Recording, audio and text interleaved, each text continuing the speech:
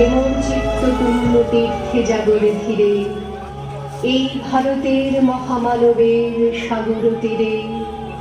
হেথায় দাঁড়ায় দুবাহু বাড়ায় নমি নর দেবতারে, উদার ছন্দে পরমানন্দে বন্দন করি তারে।